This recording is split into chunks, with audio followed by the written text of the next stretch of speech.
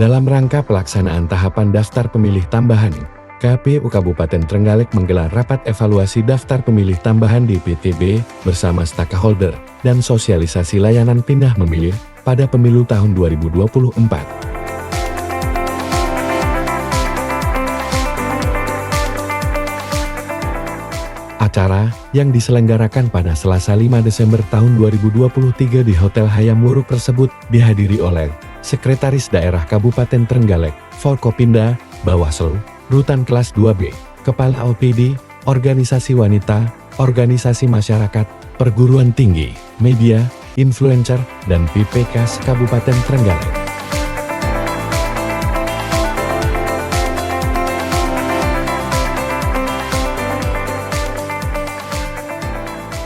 Sekretaris KPU Kabupaten Trenggalek, Nanang Eko Prasetyo dalam laporan kegiatan menyampaikan pentingnya evaluasi tahapan DPTB karena erat kaitannya dengan seluruh tahapan pada pemilu tahun 2024. Setelah ditetapkannya DPT secara nasional yang pada bulan Juli dan DPT pada bulan Juni oleh KPU Kabupaten Trenggalek, yang sudah barang tentu KPU Trenggalek sesuai dengan moto KPU Melayani memberikan fasilitas pelayanan kepada publik, yaitu tentang pemilih yang tidak bisa menggunakan hak pilihnya karena keadaan tertentu. Maka DPTB khususnya menjadi bagian yang menjadi konsep di semua divisi. Setidaknya pada divisi perencanaan bahwa DPTB memberikan pelayanan dalam hal pindah memilih. Pada divisi sosialisasi tidak bisa terlepaskan bahwa DPTB sangat erat hubungannya dengan daerah pemilihan, karena dengan perbedaannya daerah pemilihan pada tingkatan DPRD provinsi, kabupaten, kota, serta RI. Pada divisi teknis setidaknya ada frasa bahwa 1 jam sebelum pemungutan suara selesai dirancang oleh KPU bahwasanya Ketua KPPS mengumumkan untuk memberikan hak pilih sebelum diberikan kesempatan kepada pemilih DPT dan DPTB. Pada divisi hukum setidaknya pada waktu pelaksanaan pemungutan suara rentannya salah memberikan surat suara oleh pemilih DPTB menjadi potensi konflik dan sengketa proses hukum.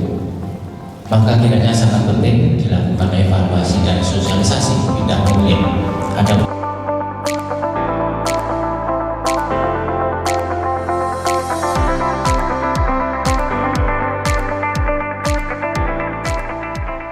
Sekretaris Daerah Kabupaten Trenggalek, Edi Supriyanto dalam sambutannya menyampaikan tentang pentingnya sosialisasi pindah memilih, agar pemilih yang bekerja di Trenggalek namun terdaftar di DPT luar Trenggalek tetap dapat menggunakan hak pilihnya, dan berharap sinergi seluruh elemen baik penyelenggara, peserta, pemerintah daerah, dan masyarakat dalam menyukseskan tahapan pemilu tahun 2024.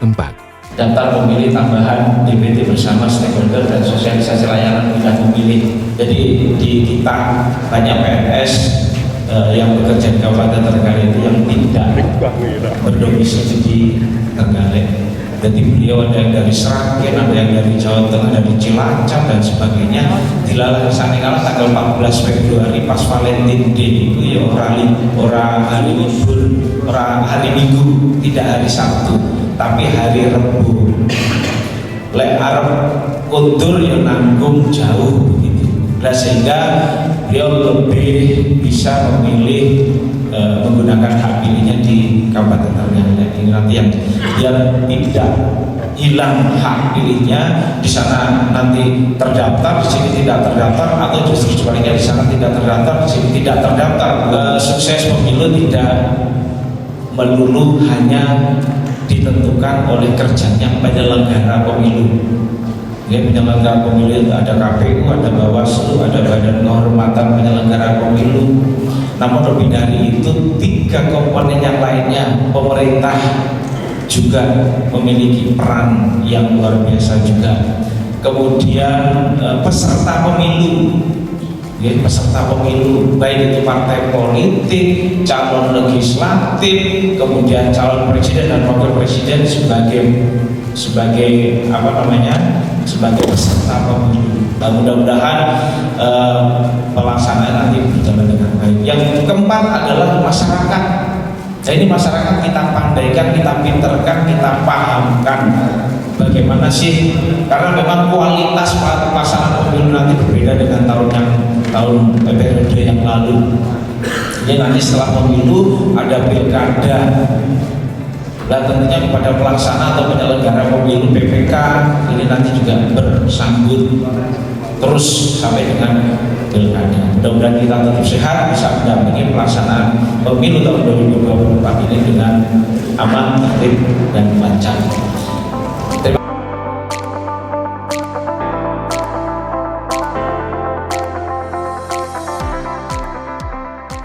Ketua KPU Kabupaten Trenggalek, Gembong Derita Hadi dalam sambutannya saat membuka rapat evaluasi DPTB mengingatkan untuk pengurusan pindah memilih, seseorang harus terdaftar dalam DPT dan berharap bagi yang akan pindah memilih mengecek data dirinya apakah sudah terdaftar dalam daftar pemilih.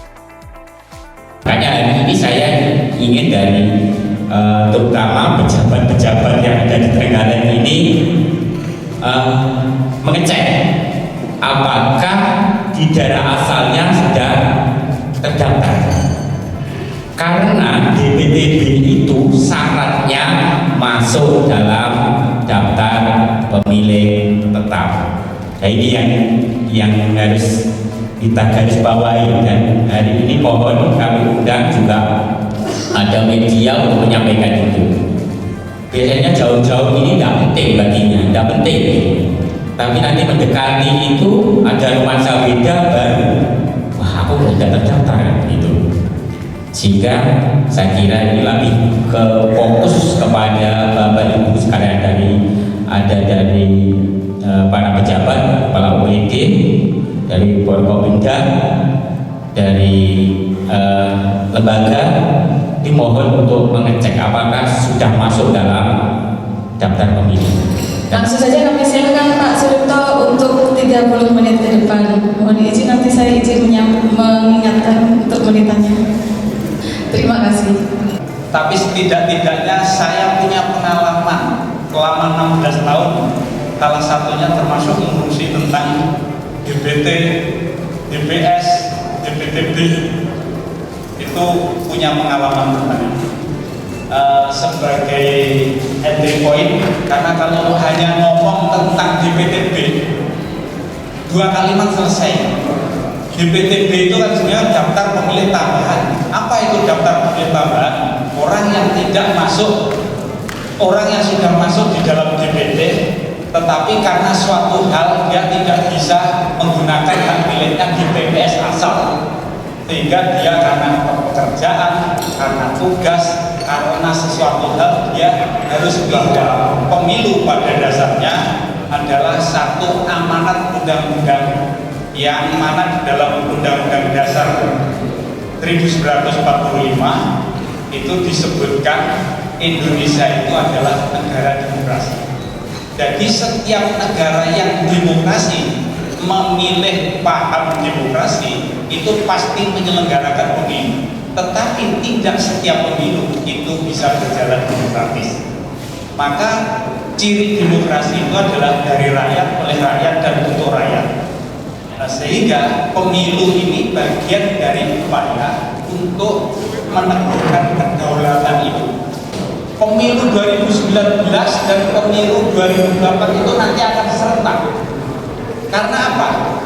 Nah, kalau kita melihat di dalam Undang-Undang Dasar 45, pemilu itu menjadi serentak karena di dalam pasal 22E ayat 1 itu disebutkan bahwa pemilu dilaksanakan secara luber dan jurdil setiap 5 tahun sekali. Jadi 5 tahun sekali. Tidak ada pemilahan baik itu pilpres maupun pileg. Tetapi kalau dulu kan sendiri-sendiri, pileg dulu baru pilpres lah, bahwa pasangan calon presiden wakil presiden diusung oleh partai peserta pemilu. Dulu kan pemilu legislatif dulu, baru pemilu presiden. Ini artinya apa? Bahwa partai pengusung itu bukan lagi partai peserta pemilu, tetapi partai bekas peserta pemilu. Karena ini adalah pengusungnya harus peserta pemilu. Maka pemilu serentak seperti yang kita lakukan 2019, 2024 itu adalah pemilu yang tepat. Dan itu hasil putusan Mahkamah Konstitusi yang membenarkan terhadap judicial review terhadap undang-undang pemilu yang tidak serentak seperti dilakukan pada 2014 dan 2010. Dan menjadi catatan-catatan kita sebagai pegiat pemilu.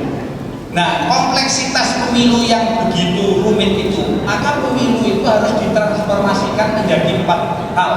Yang pertama adalah electoral system, ya, bahwa sistem pemilu yang kita bangun itu perkuat tentang sistem pemilu proporsional. Nah, kemudian electoral proses, electoral management, dan electoral justice. Kita akan berbicara tentang electoral proses. Nah, maka di dalam penyusunan daftar pemilih atau penyediaan daftar pemilih itu ada 3 prinsip dasar yang harus dijadikan pegangan. Yang pertama adalah pemilih itu harus komprehensif, harus akurat, dan yang ketiga adalah prinsipnya adalah mutakhir. Komprehensif itu artinya seluruh warga negara Indonesia yang memenuhi syarat sebagai pemilih wajib diakomodasi hak pilihnya. Jangan sampai ada warga negara Republik Indonesia yang memenuhi syarat sebagai pemilih itu bisa kehilangan hak pilihnya. Dari DP4 itu kemudian disinkronisasi bersama KPU itu KPU RI. Nah, dalam proses sinkronisasi antara DP4 ini adalah antara Kemdagri dengan KPU RI, petugas pemutakhiran data pemilih ini memiliki tanggung jawab. Bawaslu juga memiliki tanggung jawab bersama Panwascam, Panwas Desa. Kalau di BPS kan belum terbentuk. Ini memiliki pertanggungjawaban karena biasanya setiap pemutakhiran itu PPDP, PPS itu ditindak terus oleh Panwas.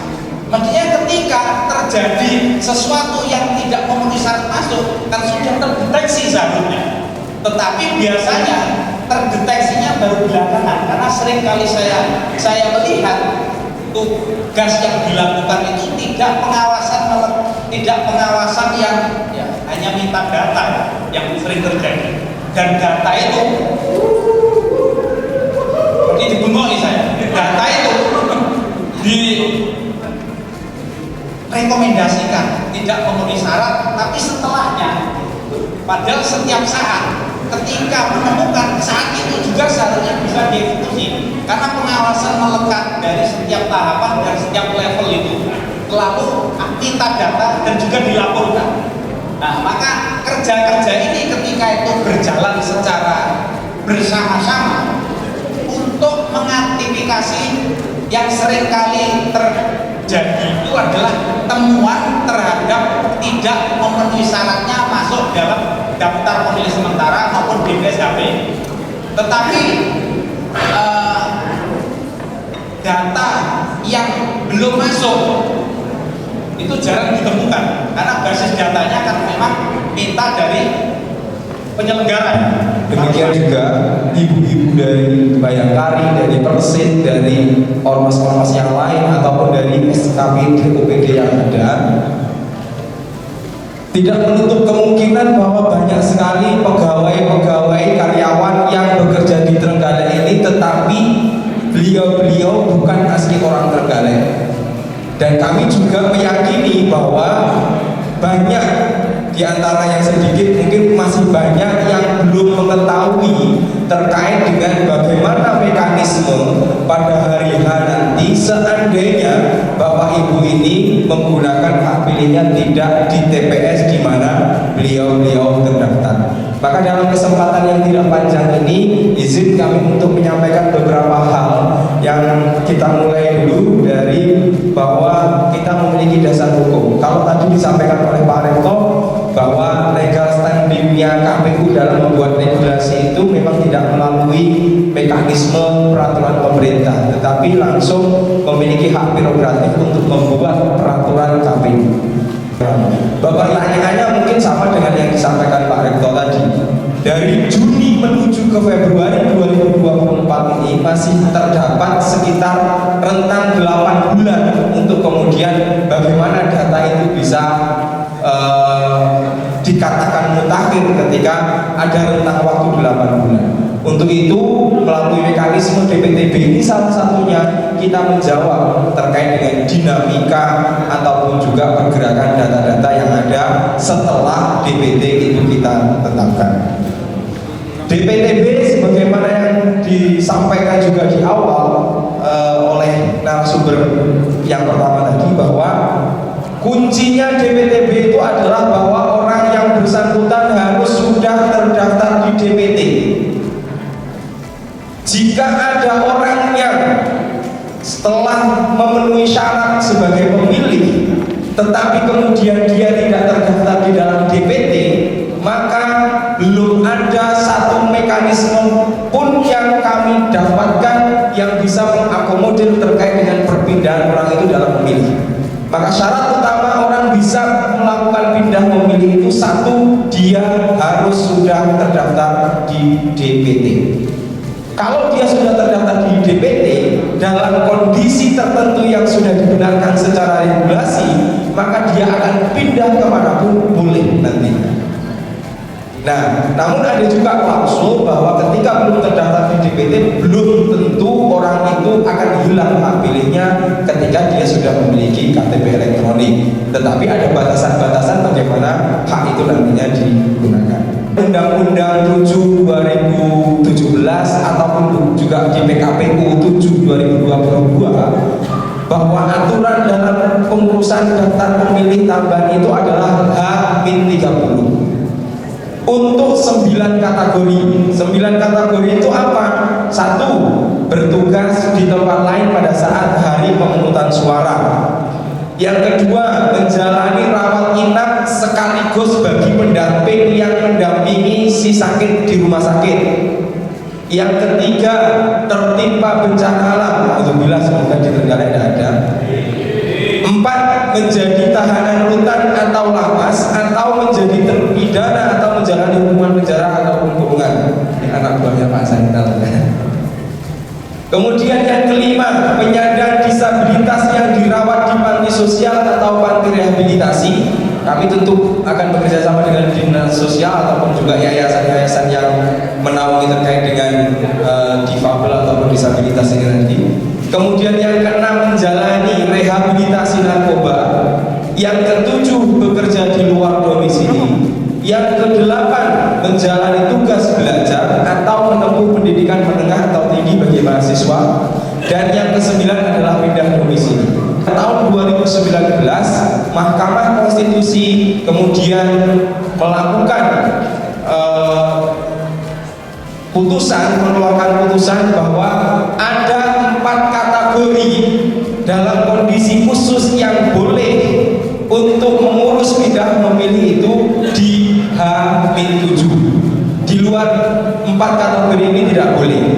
Yang pertama adalah bertugas di tempat lain. Yang kedua, menjalani rawat inap.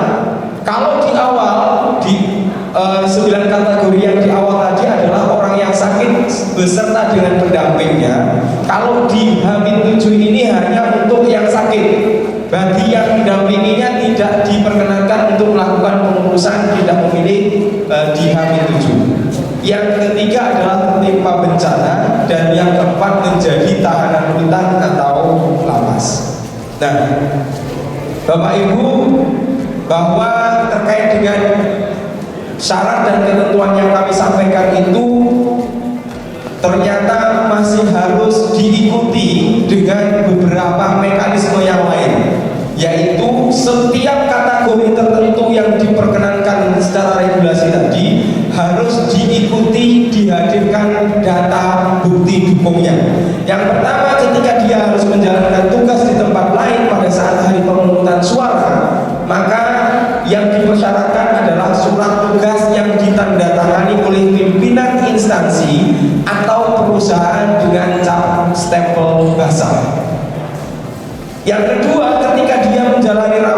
lagi fasilitas pelayanan kesehatan ataupun keluarga yang mendampingi, maka yang harus dihadirkan adalah surat tugas yang ditandatangani oleh pimpinan instansi atau perusahaan dari kesehatan yang merawatnya. Kemudian yang selanjutnya untuk penyandang disabilitas yang menjalani perawatan di panti sosial atau panti rehabilitasi, maka surat keterangan dari panti sosial dan panti rehabilitasi ditandatangani oleh pimpinan. Termasuk ketika menjalani rehabilitasi narkoba itu perlu surat keterangan dari panti sosial. Yang pertama tentunya untuk karyawan seperti yang disebutkan tadi, mungkin atas mengatur. Berarti 7 hari sebelum tanggal 14 itu harus sudah diberitakan gitu ya. Karena banyak karyawan kami yang biar seperti itu tentunya untuk melihat dari luar dan lain-lain. Semoga memahami saya benar. Yang kedua, di tahun kemarin itu kan kita kerjasama dengan BPK Kelurahan Tamangan karena banyak pasien dan keluarga pasien yang saat itu rawat inap. Dengan peraturan yang baru ini berarti saya mulai pemahaman saya lagi, jika ada pasien atau keluarga yang sedang rawat inap, kemungkinan untuk melakukan pemilihan tidak bisa dilakukan. Karena kalau 7 hari sebelum kegiatan kan artinya pasien atau keluarga tidak bisa mempunyai hak pilih. Karena kalau sakit itu juga solusi pengen kan tidak ada. Teguh Harjo dari Satker Pengadilan Negeri Trenggalek. Singkat saja kami tanyakan terkait nantinya mutasi masuk ya pindah memilih itu, mungkin dari sepertiga di kami itu ada yang mungkin ada memenuhi untuk mutasi masuk, kiranya bisa tidak itu untuk pengajuannya secara kolektif gitu.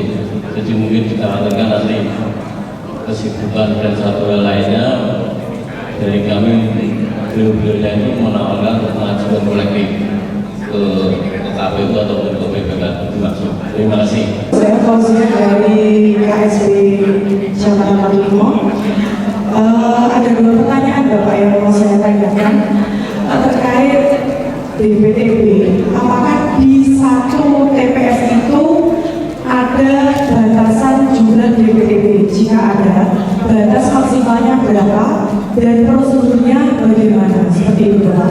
Yang kedua, karena saya berguru di dunia kebencanaan dan tempat saya itu rawan bencana juga.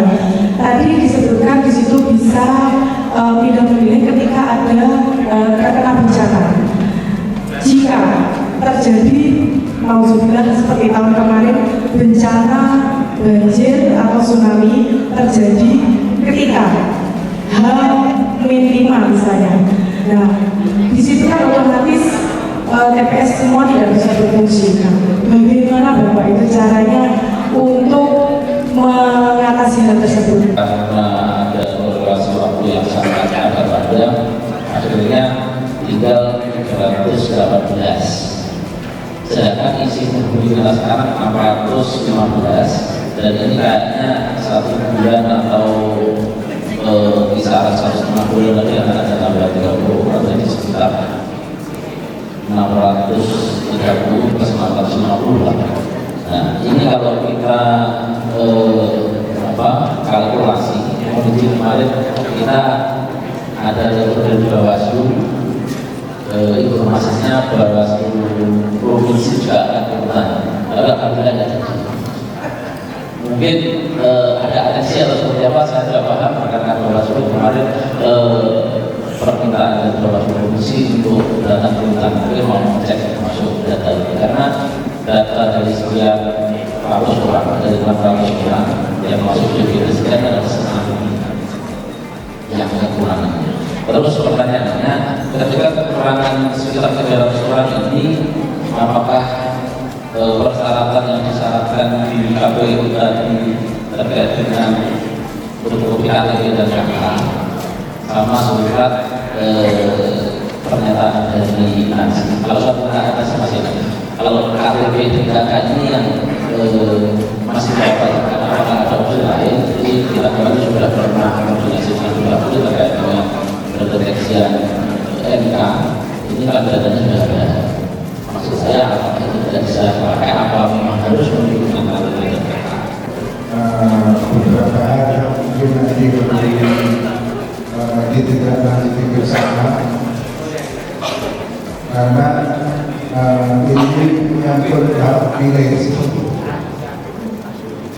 Seperti yang telah disampaikan dari tadi, berdasarkan putusan MK nomor 20 tahun 2019 tentang khususnya batas waktu pendaftaran pindah memilih, dan kemudian diatur dalam surat dinas KPU nomor 695. Dalam surat edaran tersebut bahwa layanan tidak memilih itu dibatasi sampai dengan tanggal 7 atau H-7 pemungutan suara. Kebetulan undang dari KPU Provinsi Dulu itu sebagai materi kami bahwa batasan itu sudah diatur dalam surat dinas KPU dan segala regulasinya sudah diatur. Maka arah dari gubernur jelas itu setelah H-7 tidak bisa menggunakan hak pilih. Ketika seseorang itu tidak mengurus pindah memilih, nah, itu yang menjadi sebuah pemikiran dan juga PR kami, karena tugas kami